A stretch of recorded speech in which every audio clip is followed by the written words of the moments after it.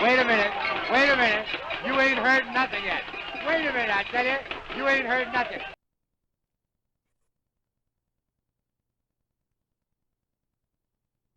Hello and welcome to Recent Reads, December 2020, Part 2. In December I read 10 novels.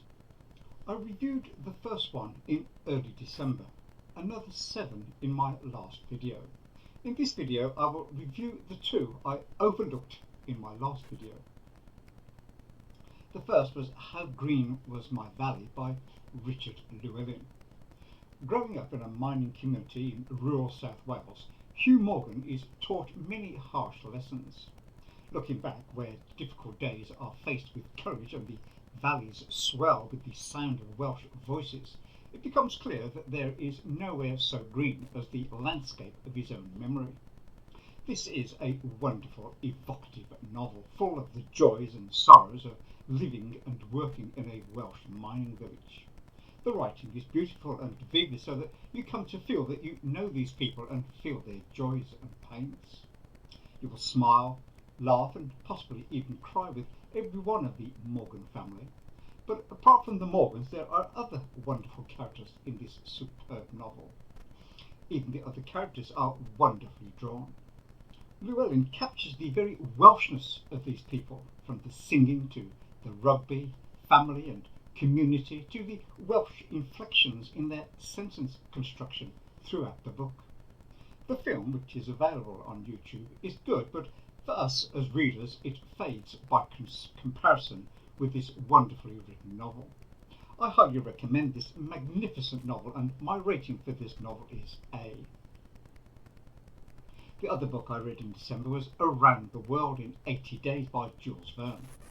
This is a classic Jules Verne story about Phileas Fogg, who, for a bet, decides to travel around the world in 80 days.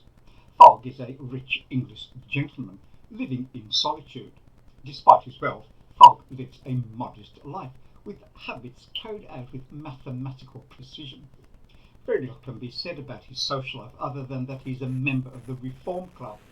Having dismissed his former valet, James Foster, for bringing him shaving water at 84 degrees Fahrenheit instead of 86 degrees Fahrenheit, Fogg hires a Frenchman by the name of Jean Passepartout as a replacement.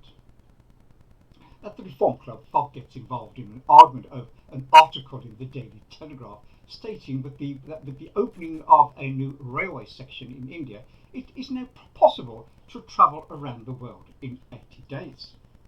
Because he is so sure of his mathematical calculations, he accepts a wager for £20,000, equivalent to about 1.6 million today, from his fellow club members, which he will receive if he makes it around the world in 80 days.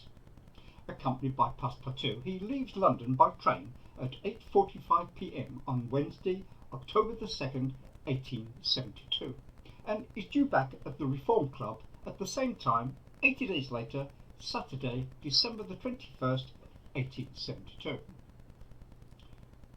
Using whatever means necessary, he has a carefully planned route for them to travel by steamer boat and railroad.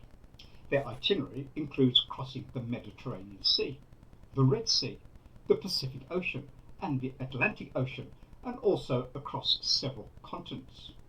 What he does not plan on is that a bank robber left England at the same time they did, and a detective mistakes Phileas for the robber and follows them. Along the way, Phileas bribes people to expedite their trip. They rescue a woman about to be sacrificed, ride elephants and miss their boats.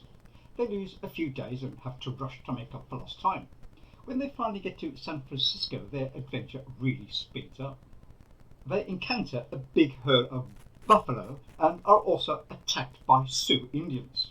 All the while, Phileas is trying to make up lost time and get back to England in 80 days.